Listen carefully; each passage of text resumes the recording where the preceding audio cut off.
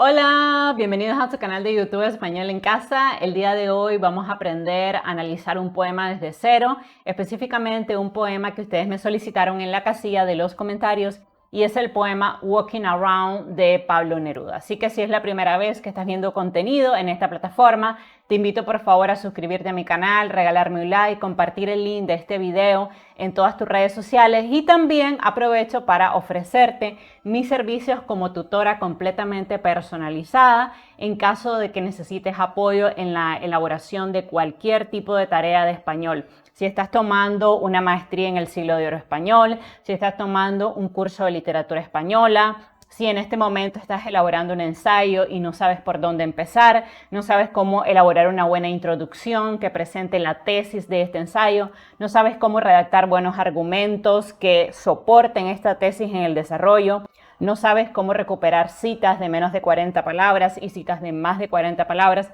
o citas parafraseadas, no sabes cómo redactar una buena conclusión que invite a la reflexión con lista de referencia o no sabes aplicar normativa APA, normativa MLA o normativa AMA, yo te puedo ayudar y apoyar en la elaboración de esas tareas. Las tareas son completamente personalizadas, las horas que tú estás pagando se ajustan a tu horario y a tu necesidad, pero sí tenemos que tomar en cuenta que yo vivo en Nicaragua, en Centroamérica, y la mayoría de mis estudiantes tienen diferencia horaria conmigo. Si están en los Estados Unidos, podemos tener la misma hora o 1, 2, 3 o hasta 4 horas de diferencia. En Francia, por ejemplo, creo que tengo 5 horas de diferencia, en Corea del Sur son 20 horas de diferencia, así que es muy importante que una vez que ustedes hagan el pago en YouTube, me envíen un correo electrónico a españolencasalatinoamerica@gmail.com. También en la pantalla están viendo mis números, pero recuerden que tienen que ponerle el 505. Lo mejor siempre es que me escriban por correo electrónico, porque así yo evalúo la tarea y también les puedo decir precios y qué cantidad de horas yo creo que ustedes van a necesitar para elaborar esa tarea. Tengo diferentes niveles, desde el nivel de $100 al mes, que te da acceso a 5 horas personalizadas conmigo, está el nivel de 200, que te da acceso a 10, está el nivel de 249, de 300, de 400 y de 500. Hay diferentes niveles en dependencia de su necesidad. Los pagos se hacen vía YouTube, son completamente seguros, tanto para ti como para mí, ya que bueno, sabemos que en un mundo tan globalizado es importante que nuestra información crediticia siempre esté muy segura. También quiero agradecer a todas las personas que envían su donativo todos los meses a este canal. Muchas gracias a Janet Acosta, al Planeta Abraham, a Rodolfo Martínez, a Noé, a Miguel, a Hipólito, a Orlando, a Arelis y a Verónica. Si cualquiera de ustedes desean enviar donativos a este canal, lo pueden hacer desde $2.49 al mes. Y recuerda que brindo asesorías completamente personalizadas, ajustadas a tu necesidad.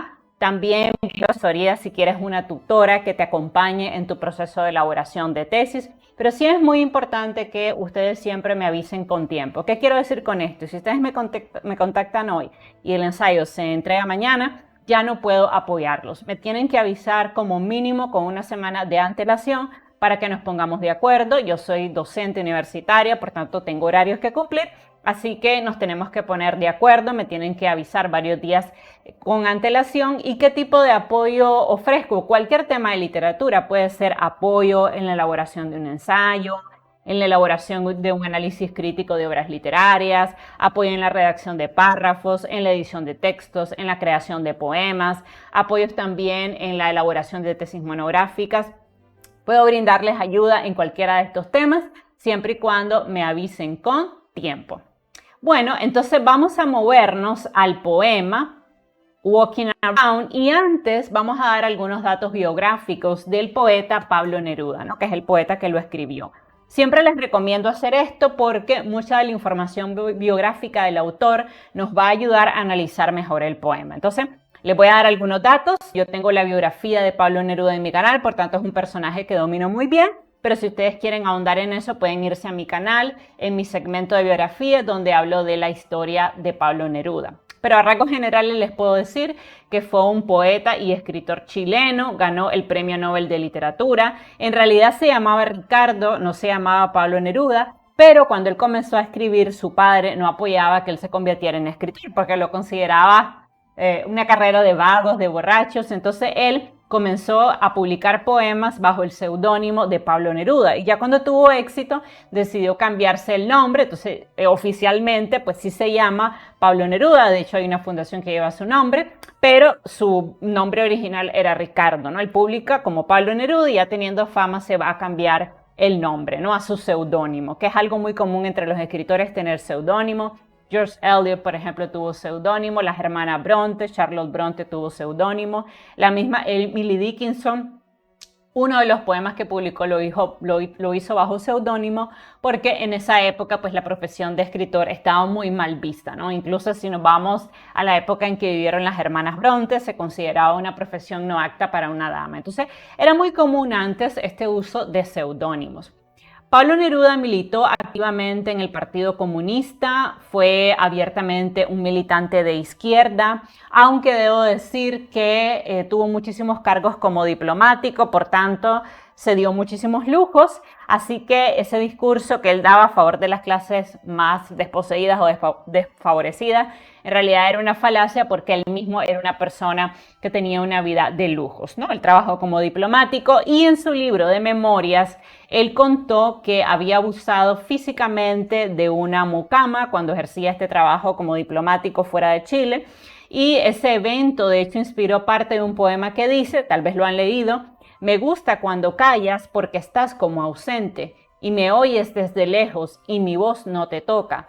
Parece que los ojos se te hubieran volado y parece que un beso te cerrara la boca. Esto es una descripción súper descarnada de ese evento tan lamentable a través del cual él ejerció violencia física contra esta mujer y él lo contó en su libro de memorias como si fuera cualquier cosa. Así que esto nos deja entrever también un poco la faceta como un ser humano, que aunque fue un gran escritor y hay muchísimos poemas de él que valen la pena, justo es decir que como ser humano dejó mucho que desear. No solamente ejerció violencia contra las mujeres y lo contó a cara destemplada en su libro de memorias como si fuera cualquier cosa, sino que también él tuvo una hija que nació con la enfermedad de la hidrocefalia y él se sentía muy avergonzado del hecho de haber tenido una hija con estas limitaciones físicas y cognitivas.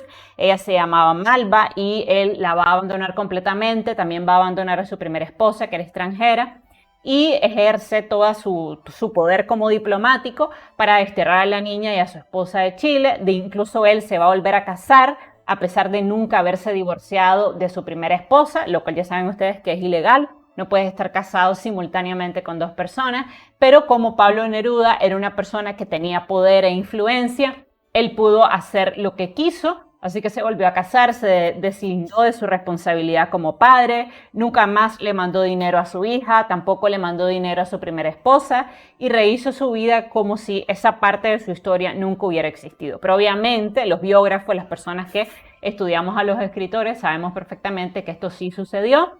Por eso es que siempre digo que aunque lo admiro como poeta, realmente como hombre, y discúlpenme, pero Pablo Neruda fue un asco de ser humano, o sea, fue una mala persona.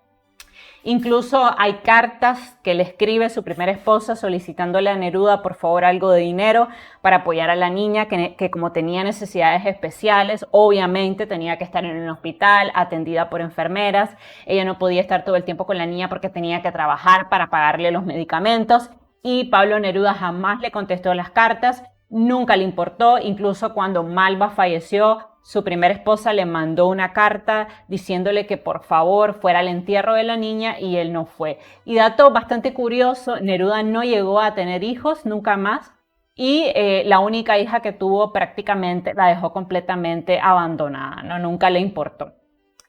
Además, Neruda, les comentaba, se volvió a casar, violentando las leyes de su país, rehizo completamente su vida y prácticamente borró a su hija de su historia de vida, aunque obviamente mucha gente lo sabía, pero él se encargó de que esa parte de su vida no fuera recuperado por los biógrafos. Pero hace poco se publicó un libro donde se cuenta todo esto y bueno, la verdad que ha sido un gran escándalo, ¿no? Pero es la realidad, a veces pasa eso, ¿no? Que uno admira mucho a un escritor, cómo escribe en sus novelas, en su poesía, pero en su vida personal son malas personas. Y es porque tener talento necesariamente no va de la mano con ser un buen ser humano, a como lo pueden ver en el caso de este poeta. Además, fue exiliado de Chile por su filosofía comunista, por su escritura revolucionaria. Apoyó al presidente Salvador Allende, que era un presidente socialista que había sido electo democráticamente en Chile, familiar obviamente de la famosa escritora Isabel Allende. Y en 1973 fue afectado por el golpe de Estado que llevó al poder al dictador Augusto Pinochet. Él tuvo que abandonar su país y finalmente murió en 1973 debido a un cáncer, aunque se rumoró durante mucho tiempo que había sido asesinado.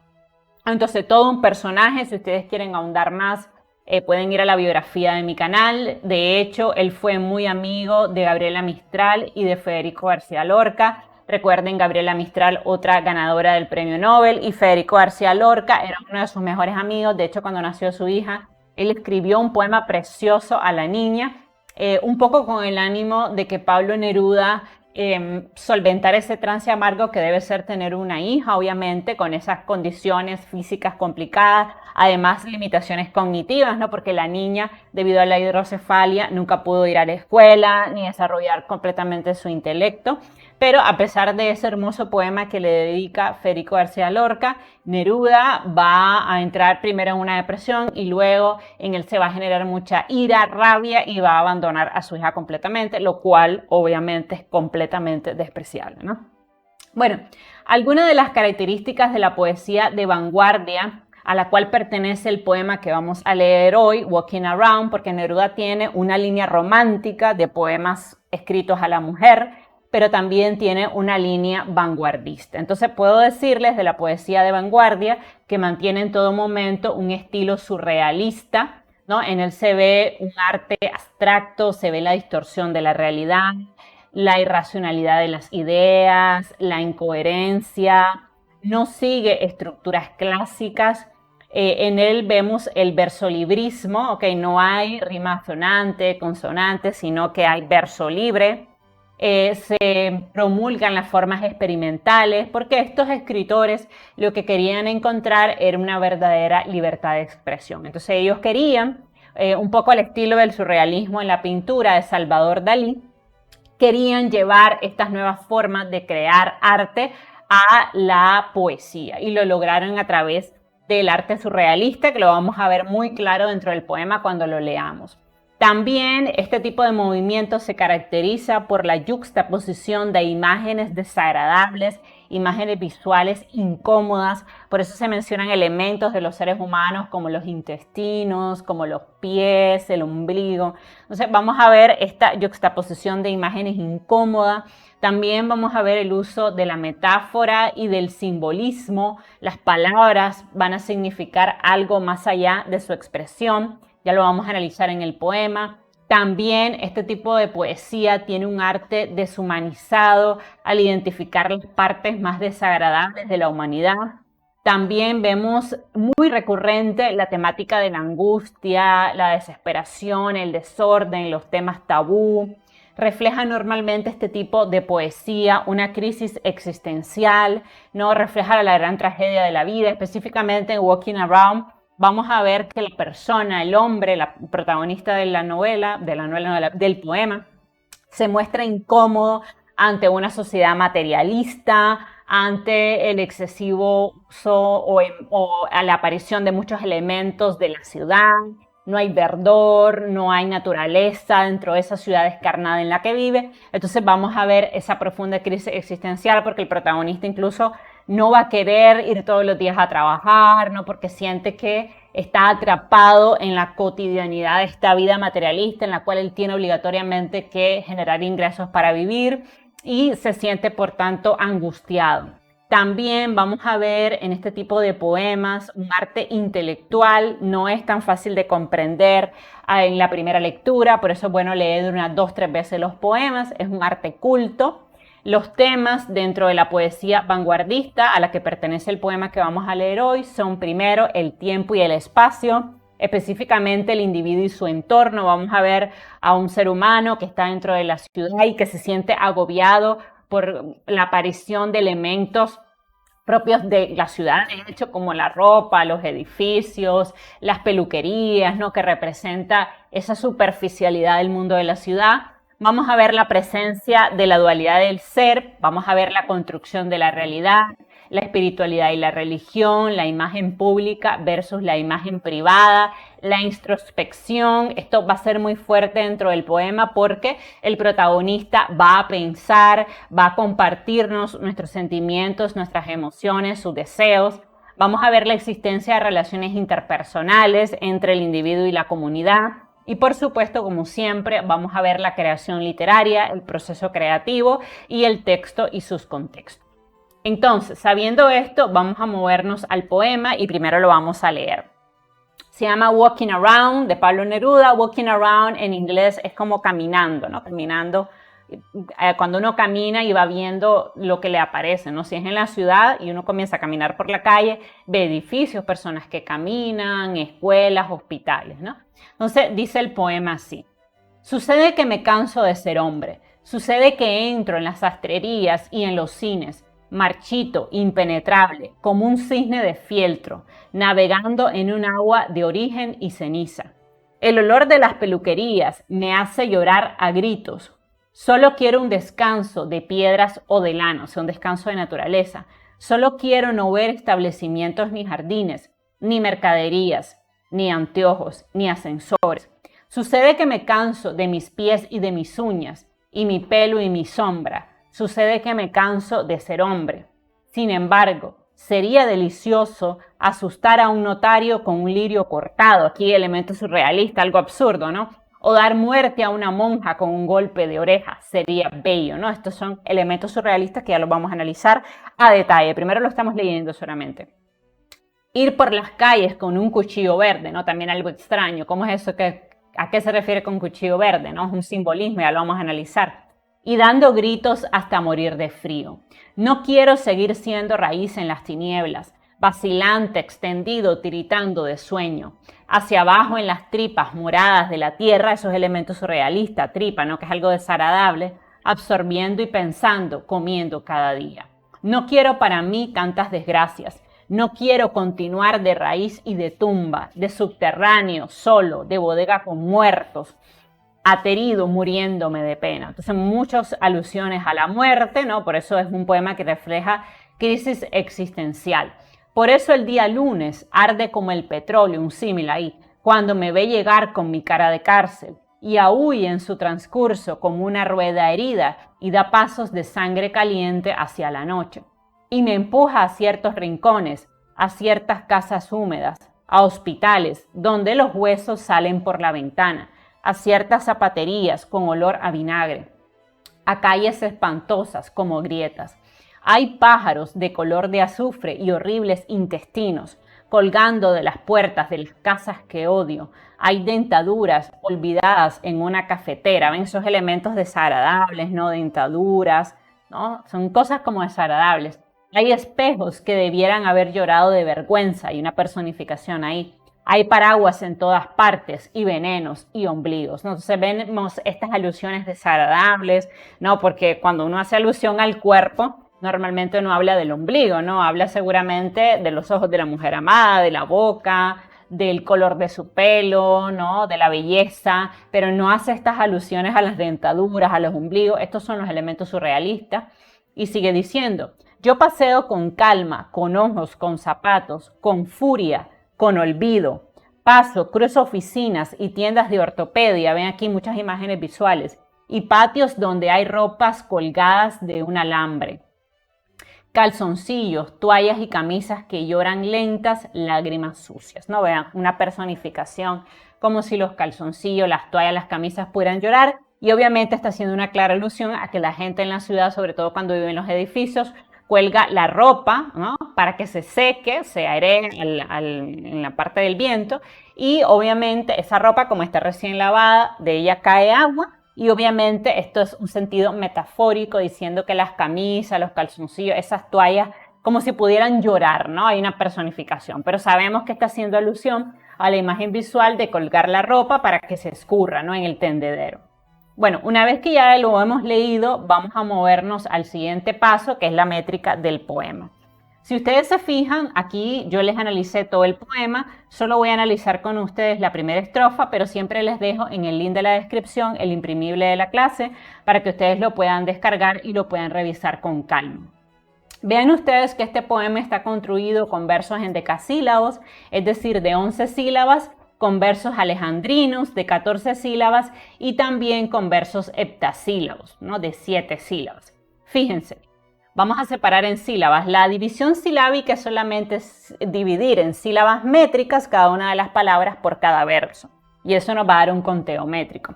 Entonces recuerden que hay que aplicar una regla que se llama sinalefa y la ley del acento final. No, la sinalefa dice que si una palabra termina en vocal y la otra inicia en vocal, en H muda o en I con sonido de vocal, esto formará una sola sílaba métrica. Y la ley del acento final dice que si la última palabra de un verso, es decir, esta última palabra es palabra grave, no se le suma ni se le resta nada al conteo. Si es aguda, se le suma una y si es esdrújula, se le resta. Yo tengo en mi canal muchísimos videos donde explico este tema de la métrica desde cero, así que si quieren ahondar pueden ir, y también tengo muchos videos donde explico las figuras retóricas desde cero, porque si ustedes están iniciando, puede ser que algunas palabras hoy suenen algo complejas para ustedes.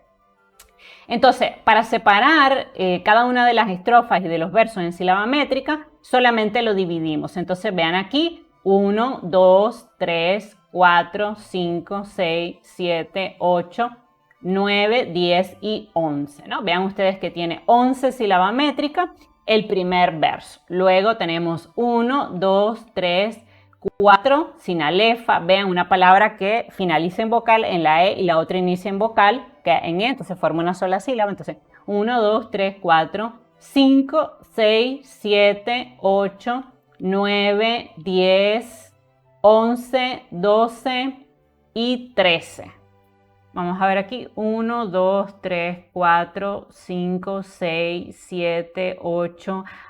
En realidad es 9, 10, porque fíjense que sastrería tiene acento. Entonces, no es ría, sino que ría son 2 sílabas métricas. Entonces, aquí, si se fija, voy a corregir, tengo en realidad 2 sílabas métricas, ¿no? Es importante que esto ustedes lo tengan muy presente, ¿ok? Este tema del conteo, porque esto les va a permitir a ustedes realmente identificar bien las sílabas métricas. Entonces aquí 1 y 2, ¿ven?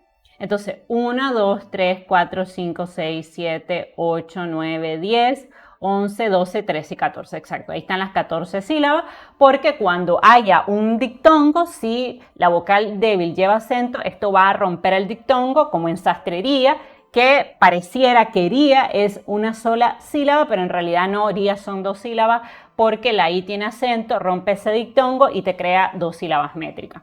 Luego dice 1, 2, 3, 4, 5, 6, 7, 8, 9, 10, 11, 12, 13 y 14. 14 sílabas métricas.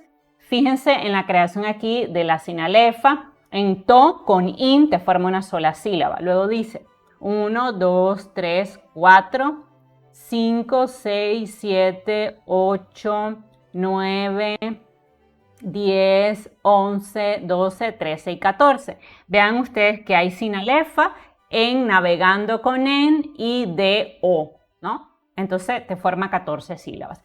Quiere decir que él está mezclando versos en decasílabos de 11 sílabas con versos alejandrinos, que son los versos de 14 sílabas. También va a tener algunos versos de 7 sílabas, vean ustedes aquí que yo lo calculé. Entonces quiere decir que él tiene una cosa que se conoce como polimetría. La polimetría es la variedad métrica, la combinación de versos con diferente métrica, ¿no? A diferencia de lo que pasaba en el siglo de oro español, donde el verdadero escritor era aquel que mantenía el mismo conteo métrico en todos sus versos, en todas las estrofas. Vamos a ver que en la poesía moderna y de vanguardia lo que se quiere es romper estas reglas, porque los poetas no quieren perder su libertad creativa. Entonces él hace esta transgresión de reglas. Casi vemos una combinación de versos de 11 sílabas, de 14, vean aquí de 17, de 16, ¿no? Luego de 11, de 14, de 12 sílabas, ven, de 11 sílabas, de 13 sílabas. Ven esta combinación, fíjense, 15 sílabas, 14 sílabas, 14 sílabas, 16 sílabas. Entonces vemos claramente esta polimetría, ¿no? Que es la combinación de versos con diferente métrica. Esto es una de las características de la vanguardia. Ven ustedes también el versolibrismo, porque no hay un patrón de rima. Si nosotros leemos la primera estrofa, sucede que me canso de ser hombre, sucede que entro en las sastrerías y en los cines, marchito, impenetrable como un cisne de fieltro, navegando en un agua de origen y ceniza. Vean ustedes que hombre, de hecho, bueno, está rimando asonánticamente con cisne, pero fieltro no está rimando con nada. Luego tenemos en la segunda estrofa la palabra gritos, lana, jardines, ascensores. Vean ustedes que no hay presencia aquí de métrica, o sea, no tenemos la repetición de los mismos sonidos al final de las palabras de cada verso. Eso se conoce como versolibrismo, o sea, no hay un patrón de rima, no hay un patrón de métrica, y esto tiene un sentido porque refleja caos, también rebeldía por parte del creador, que no quiere ajustarse al patrón de la métrica perfecta, que no quiere ajustarse a la rima sonante o a la rima consonante, porque quiere expresarse dentro de la creación del poema como una persona libre y creadora de todo su contenido sin seguir ninguna regla establecida, ¿no? Aquí les dejo la métrica porque si ustedes tienen que entregar esta tarea, analizar el poema Walking Around, van a tener que analizar la métrica estrofa por estrofa, así que se las dejo en el link de la descripción por si la quieren descargar. Ahora, luego que ya leímos el poema, encontramos la métrica, encontramos esta característica de polimetría, encontramos que combina versos hectasílabos con endecasílabos con alejandrinos, vamos a movernos a la siguiente parte importante dentro de un poema, que son las figuras literarias.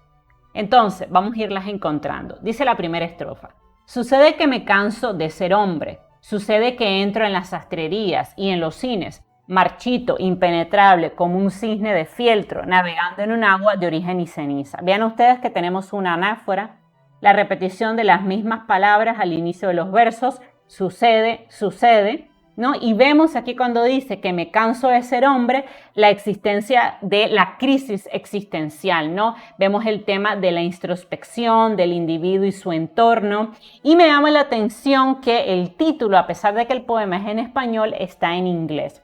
¿Por qué el título está en inglés, ¿no? Que es walking around, ¿no? Como caminando, ¿no? Alrededor de la ciudad o por las calles.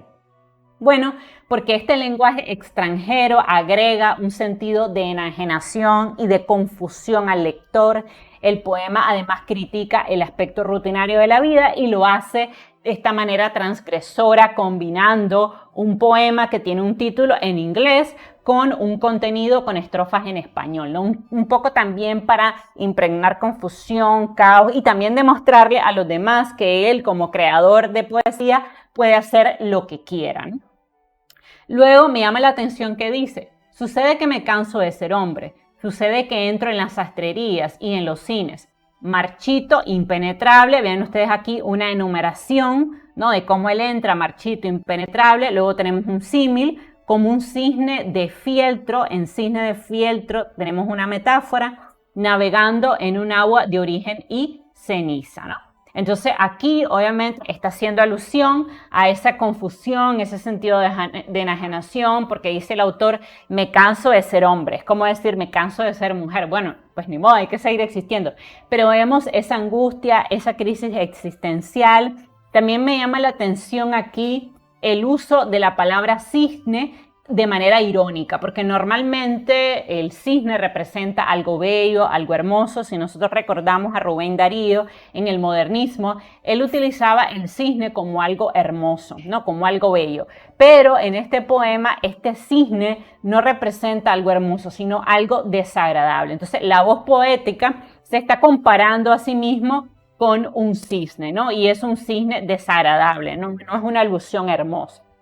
Luego dice: el olor de las peluquerías me hace llorar a gritos. Vean ustedes aquí un sentido hiperbólico, ¿no? También hay una imagen olfativa y una imagen auditiva, porque dice el olor de las peluquerías. Recuerden que las imágenes hacen alusión a los sentidos. Puede ser táctil, olfativa, auditiva, visual. Y aquí obviamente cuando dice el olor de las peluquerías me hace llorar a gritos, tenemos ahí una imagen olfativa, una imagen auditiva. También vemos un sentido hiperbólico, ¿no? Porque cuando él dice las peluquerías me hacen llorar a gritos, ¿será que lo harán llorar a gritos? No, seguramente está exagerando, ¿no? Luego dice, solo quiere un descanso de piedras o de lana, o sea, está queriendo decir que quiere un descanso de la ciudad, quiere huir de esa realidad. Luego dice, solo quiero no ver establecimientos ni jardines, ni mercaderías, ni anteojos, ni ascensores. Vean ustedes la enumeración clara: jardines, mercaderías, anteojos y ascensores, ¿no? Entonces, esta enumeración que nos da una idea de lo que él va viendo en la ciudad. Obviamente, cuando uno va caminando en la ciudad, ¿qué ve? Bueno, establecimientos, jardines, de tiendas, ¿no? Entonces, él está diciendo claramente que esto le incomoda. Vean ustedes nuevamente la anáfora, la repetición de las mismas palabras al inicio de diferentes versos. Solo quiero un descanso de piedra, solo quiero no ver establecimientos ni jardines, y luego la enumeración, ni mercadería, ni anteojos, ni ascensores, ¿no? Entonces, él quiere huir de esa realidad, de la ciudad, quisiera huir seguramente al campo, pero no lo puede hacer obviamente porque él tiene que trabajar y tiene que cumplir responsabilidades dentro de la ciudad. Luego dice, sucede que me canso de mis pies y mis uñas, y mi pelo y mi sombra. Sucede que me canso de ser hombre. Vean ustedes nuevamente la anáfora en la repetición de sucede, sucede. Luego tenemos aquí sinécdoques, alusiones a los pies, a las uñas, al pelo, ¿no? En vez de hacer alusión a todo él, hace alusión a una parte. Esto se conoce como sinécdoque, ¿no? Pies, uñas, pelo. Sucede luego que me canso de ser hombre. Vean ustedes que vuelve a repetir el mismo verso que está al inicio del poema para darle mayor énfasis a esta crisis existencial, ¿no? Sucede que me canso de ser hombre, o sea, me canso de estar en la ciudad. Luego dice el poema, sin embargo, sería delicioso asustar a un notario con un lirio cortado o dar muerte a una monja con un golpe de oreja. Sería bello ir por las calles con un cuchillo verde y dando gritos hasta morir de frío. Vean ustedes aquí la transición del elemento sin embargo, que crea un contraste, un cambio de tono dentro del poema, porque dice, sin embargo, a pesar de todo lo malo que está arriba, dice, sería delicioso asustar a un notario con un lirio cortado. Aquí también hay algo interesante. Asustar a un notario con un lirio cortado es como algo irónico, porque seguramente no se puede asustar a nadie con un lirio, ¿no? Entonces vemos claramente aquí que él está haciendo uso de una cierta ironía, ¿no? Además, hay una sinestesia, ¿no? Porque menciona actividades que le causan placer y que se perciben con el sentido del gusto, y vemos la creación de imágenes surrealistas. Aquí cuando dice asustar a un notario con un lirio o dar muerte a una monja con un golpe de oreja, estos son elementos surrealistas porque, pues, ¿por qué no dice golpear a una monja con un libro o con la mano, sino con un golpe de oreja? Es un imposible. O sea, vemos aquí la creación de imágenes surrealistas que rompen la rutina aburrida con acciones estrafalarias, ¿no? Como golpear a un notario con un lirio o matar a una monja con una oreja, lo cual sería absurdo. Y luego dice, sería bello ir por las calles con un cuchillo verde. Vean ustedes aquí este epíteto, que también es una imagen surrealista, ¿no? Porque, ¿cómo es eso? Ir por la calle con un cuchillo verde, ¿no? Sería un imposible.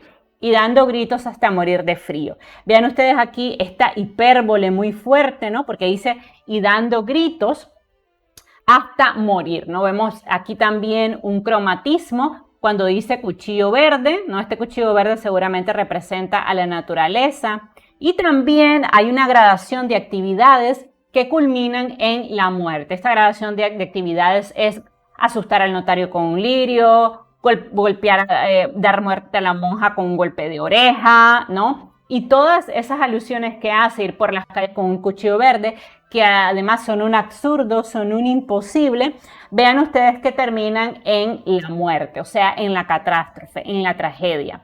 También hay un polisíndeton en la repetición de la I, cuando dice o dar muerte a una monja con un golpe de oreja. Sería bello ir por las calles con un cuchillo verde y dando gritos hasta morir de frío. Vean ustedes aquí la repetición de la I, que esto se conoce como polisíndeton, que es la repetición de las conjunciones para alargar normalmente los versos, ¿no? Luego dice, no quiero seguir siendo raíz en las tinieblas. vacilante, extendido, tiritando de sueño, hacia abajo en las tripas moradas de la tierra, absorbiendo y pensando, comiendo cada día. Vean ustedes aquí el uso del gerundio que insinúa que es una acción que continúa en el presente porque dice, no quiero seguir siendo raíz en las tinieblas, ¿no? Y también aquí hay algo extraño porque se compara a sí mismo con una raíz. Hay una metáfora porque él dice, no quiero seguir siendo raíz en las tinieblas. O sea, no quiero seguir viviendo en esta ciudad de infierno. Luego vemos una enumeración vacilante, extendido, tiritando de sueño, ¿no? Vean ustedes aquí esta enumeración de elementos. Siempre de la figura se la marco aquí en forma de comentario y recuerden que en el link de la descripción pueden descargar el documento. Luego dice, hacia abajo en las tripas moradas de la tierra. Esto obviamente es un elemento surrealista, ¿no? Porque es algo incómodo. Vean ustedes que hace alusión a las tripas de la tierra, ¿no? Que es algo desagradable. Hay una simbología grotesca dentro del poema. Estos son los elementos surrealistas. También hay una prosopopeya o personificación porque la tierra en sí no tiene tripas, tenemos tripas las personas. Y luego dice absorbiendo y pensando, comiendo cada día. Entonces, vemos estas imágenes también visuales bastante desagradables, ¿no? No son cosas hermosas como en el siglo de oro español, donde Garcilaso de la Vega Buscán describía la belleza de la mujer amada, hablaba de su boca, de su pelo, de su piel. Aquí no. Aquí vemos estos elementos desagradables, ¿no? Que cobran además vida. Además, es como si él metafóricamente estuviera enterrado en vida, porque lo dice, no quiero seguir siendo raíz en las tinieblas, o sea, no quiero seguir enterrado sin vida en este mundo sin sentido, ¿no? Y vean ustedes aquí los elementos, los colores, en el caso de la tripa morada o en el caso del cuchillo verde, estos son cromatismos y a la vez son epítetos. Luego dice, no quiero para mí tantas desgracias, no quiero continuar de raíz de tumba. Ven ustedes aquí la anáfora, ¿no? Esta repetición de no quiero. Vemos también referencias a la muerte porque dice, no quiero continuar de raíz y de tumba, de subterráneo solo, de bodega con muertos, aterido, muriéndome de pena. Entonces vemos una clara referencia nuevamente a los muertos, muriéndome. También aquí tenemos la figura literaria conocida como derivación, que es cuando empleamos las mismas palabras con la misma raíz, como aquí, muertos, muriéndome. Entonces, vemos claramente estas referencias a la muerte. Vemos también esta incomodidad del protagonista, ¿no? Que no quisiera eso para él, no quiero para mí tantas desgracias, no quiero continuar de raíz y de tumba, de subterráneo solo, de bodega con muerto, aterido muriéndome de pena, ¿no? También hay un cierto sentido hiperbólico porque él está muy triste como protagonista por la vida fría, la deshumanización que se vive en la sociedad, donde las personas son como muertos vivientes, por eso también un poco conecta con el título, Walking Around, vamos como caminando medio dormidos hacia el trabajo, cansados, y cada día el día se repite, no creamos nada nuevo, no estamos en contacto con la naturaleza. Entonces vemos también un sentido hiperbólico dentro del poema y de crisis existencial. Luego dice, por eso el día lunes arde como el petróleo, cuando me ve llegar con mi cara de cárcel y aúlla en su transcurso como una rueda herida y da pasos de sangre caliente hacia la noche. Hay una clara alusión al día lunes, que es un día incómodo para todas las sociedades capitalistas, materialistas. Para ustedes y para mí, el día lunes siempre es el día después del sábado y el domingo. Entonces, es un día que uno va al trabajo pesado, cansado. Entonces, hay una clara alusión a estas sociedades materialistas donde la persona tiene que ir a trabajar todos los días y prácticamente vive para trabajar y no trabaja para vivir. Entonces, también hay un símil o comparación cuando dice, por eso el día lunes arde como el petróleo, ¿no? Hay un simbolismo aquí. El día lunes es también, como les decía, un representante de la rutina, de lo que hacemos todos los días, del trabajo. Y el lunes es como el petróleo, ¿no? Que lo quema todo.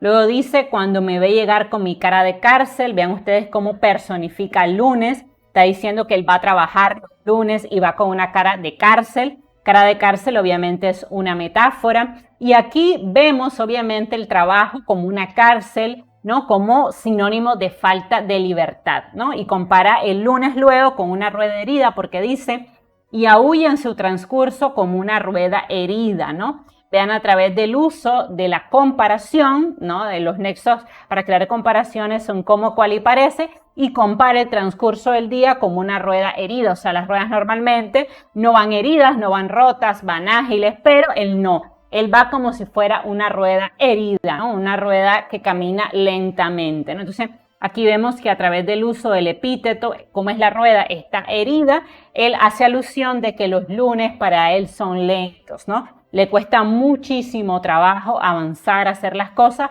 porque viene con el rezago del sábado y el domingo, y luego dice, y da pasos de sangre caliente hacia la noche. Está diciendo que él, obviamente, cuando vamos a trabajar el lunes, lo que queremos es que ya llegue la noche para irnos a descansar. Y lo hace a través de estas imágenes cuando dice, y da pasos de sangre caliente hacia la noche, ¿no? ¿Qué querrá decir con esto, no? Y da pasos de sangre caliente hacia la noche, que las personas cuando llegamos los lunes a trabajar ya queremos que sea de noche para irnos a descansar. Vean ustedes cómo es la sangre, es caliente. Claramente aquí tenemos un epíteto y una personificación, porque realmente el día lunes, no puede arder como petróleo, no puede caminar. Dice, por eso el día lunes arde como el petróleo, cuando me ve llegar con mi cara de cárcel y aúlla en su transcurso como una rueda herida y da pasos de sangre caliente hacia la noche. O sea, dice que el lunes, que es un día de la semana, tiene las características de un ser humano que puede caminar, ¿no? Y eso sabemos que es un imposible. Entonces hay una personificación del lunes porque da paso, porque tiene sangre como si fuera un ser vivo. Luego dice, y me empuja a ciertos rincones, a ciertas casas húmedas. Vean ustedes la derivación, ciertos, ciertas.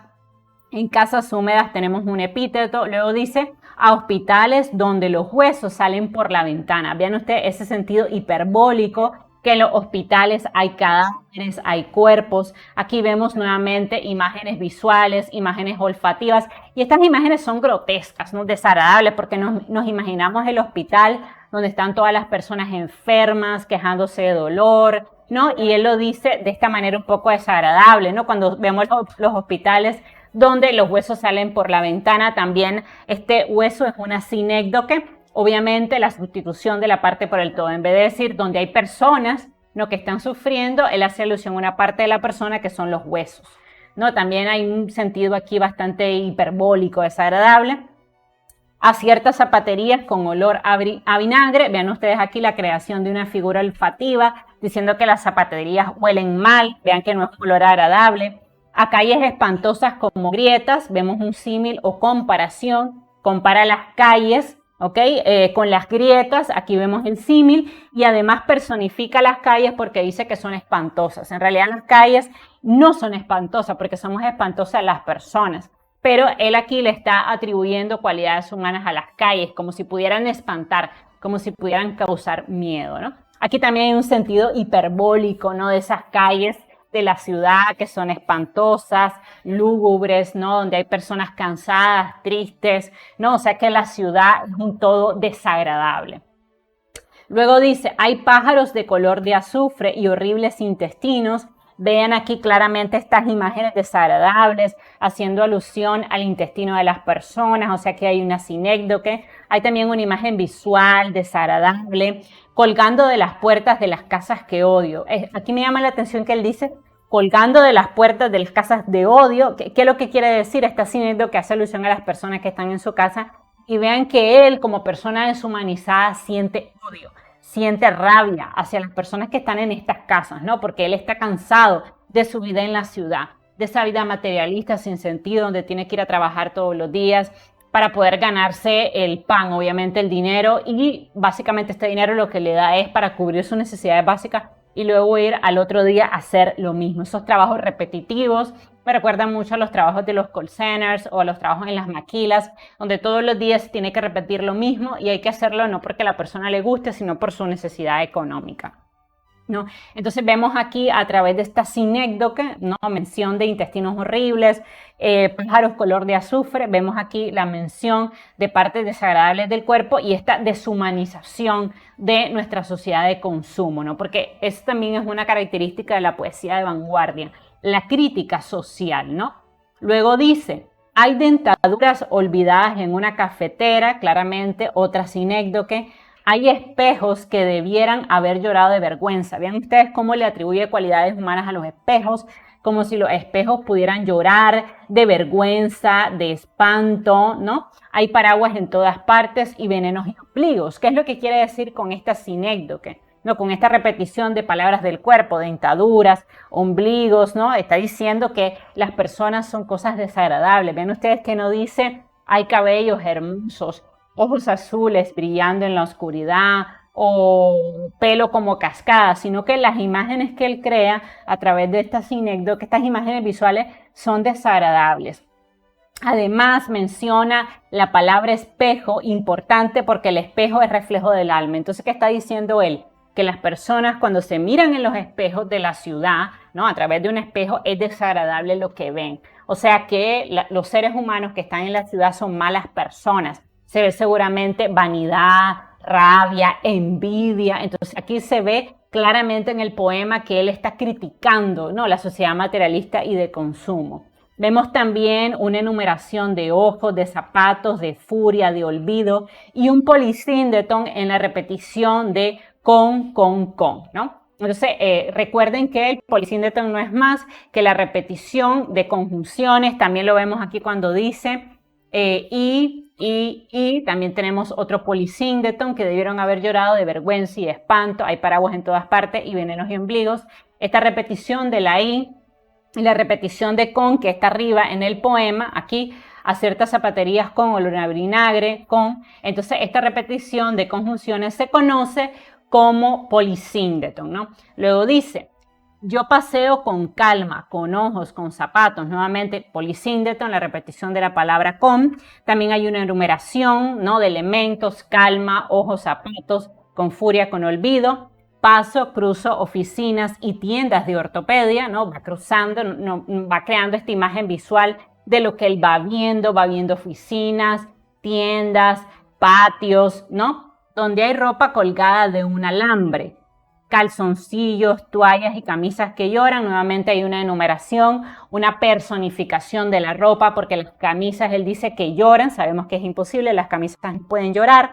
Lentas lágrimas sucias. También aquí hay un encabalgamiento porque él rompe adrede el verso, le quita un pedazo de ese verso y lo manda al último verso. Si lo leyéramos sería calzoncillos, toallas y camisas que lloran, lentas lágrimas sucias.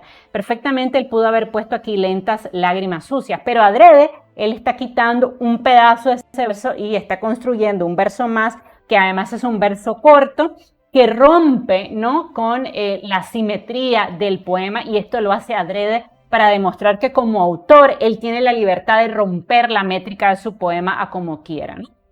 Y aquí también hay una imagen visual claramente cuando él dice, y hay patios donde hay ropas colgadas de un alambre, calzoncillos, toallas y camisas que lloran, lentas lágrimas sucias, ¿no? Aquí hay un sentido metafórico porque él dice que cuando la gente lava la ropa y la pone en los cordeles para que se escurra, esa agua es como si fueran lágrimas. Y vean ustedes qué interesante que no son lágrimas limpias ni lágrimas cristalinas, que sería una imagen hermosa, sino que son lágrimas sucias, lágrimas de sufrimiento, de dolor, ¿no? Como una clara alusión a esta sociedad descarnada, a esta sociedad destruida, donde todo es feo, desagradable, por eso menciona los intestinos. Entonces, esta agua que se escurre de la ropa, no es un agua limpia, no es un agua hermosa, sino que más bien es un agua sucia, que escurre la podredumbre de la ciudad, ¿no?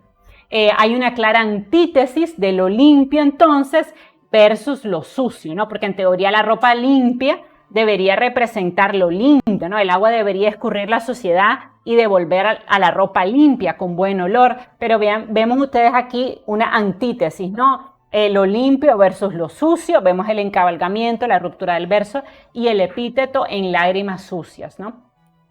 Y paso 4, ¿cuál sería la temática que nosotros vemos dentro del poema? Evidentemente, la temática del poema es la deshumanización que sufren las personas que viven en la gran ciudad, sometidas al trabajo rutinario, muy lejos de la belleza de la naturaleza, del verdor de la naturaleza, de los árboles, de las plantas que son toda vida. En este poema vemos varios elementos surrealistas que le permiten al poeta enfatizar en la fealdad de la ciudad, ¿no? Porque menciona las tripas de la tierra, menciona los intestinos, ¿no? Que son elementos un poco desagradables, son sinécdoques, obviamente, porque todos tenemos tripas, todos tenemos intestinos, pero lo hace con un sentido de afear la ciudad y también afear a los seres humanos, ¿no? Por eso él dice que el agua que se escurre de la ropa es lágrima sucia, podrida. Además, cuando él menciona la palabra espejo, ¿no? Está diciendo cuando las personas se miran al espejo, se descubren a sí mismos como seres crueles, malvados, perversos, ¿no? Y los seres humanos sienten vergüenza de esta podredumbre, de lo que son en esta ciudad descarnada, ¿no? De destrucción, donde cada uno no busca su verdadero sentido, sino que tiene que ir a trabajar de lunes a viernes para ganarse algo de dinero y no morirse de hambre. Entonces, obviamente Pablo Neruda está haciendo una crítica a la sociedad de consumo, a la sociedad en la cual todos vivimos, y va haciendo alusión a todos estos elementos desagradables, casi como si el poema fuera una pintura del gran Salvador Dalí, que se caracterizaba por estos elementos surrealistas. De hecho, el movimiento surrealista y de vanguardia no solamente está en la poesía, en la novela, sino evidentemente en la pintura, ¿no? Entonces, obviamente Pablo Neruda quiere tomar todos estos elementos del arte surrealista para crear poemas diferentes, incómodos, y yo creo que lo logra. O sea, no podemos negar que Pablo Neruda fue un gran escritor, más allá que como ser humano, ya les dije que fue un asco de persona. Tenemos que reconocer que como poeta sí creó muy buenas arquitecturas, ¿no? Entonces, como este poema y muchos otros, 20 poemas de amor y una canción desesperada, seguramente es un libro que ustedes se han leído. Así que yo diría que hay que leer a Pablo Neruda con cuidado, separando un poco lo que era el poeta del hombre, criticando al hombre para que nuestros estudiantes no sean como él, obviamente, pero rescatando su calidad como poeta. Bueno, si les gustó este video, les pido que se suscriban a mi canal, me regalen un like, compartan el link de este video en sus redes sociales, porque cada día somos más. Recuerden que si quieren recibir asesorías completamente personalizadas vía Meet conmigo, lo pueden hacer cuando se van al botón unirme. Ahí seleccionan cualquiera de mis niveles de membresía, el nivel de $100, de $200, de $300, de 400, de 500, en dependencia de su necesidad. Los puedo ayudar a delimitar una tesis en un ensayo, hacer una buena introducción, un buen desarrollo, conclusión, lista de referencia. Los puedo ayudar a analizar un poema con figuras retóricas o de pensamiento, como los hice hoy. Los puedo ayudar a encontrar la métrica, la rima, hacer el análisis de contenido. Los puedo ayudar a analizar cuentos, identificar obviamente los personajes, las técnicas narrativas dentro de un cuento. Los puedo ayudar a hacer una tesis de culminación de estudio, a encontrar un problema de investigación, a crear objetivos generales, objetivos específicos, justificación, marco teórico, marco metodológico. Los puede ayudar a elaborar instrumentos, ayudar a aplicar estos instrumentos, procesar estos datos, extraer conclusiones, recomendaciones y lista de referencias con normativa APA o MLA. Los puedo ayudar con tareas en inglés y en español, ya que soy bilingüe. Así que no olviden que si en este momento están tomando un curso de literatura española o del Siglo de Oro y le están sufriendo, yo puedo ser la solución a este problema. Les mando un beso y un abrazo. Me encantaría saber en la casilla de los comentarios qué les pareció el análisis de este poema. Si han identificado más figuras literarias de las que yo encontré, también me encantaría que me lo dejaran saber en la casilla de los comentarios.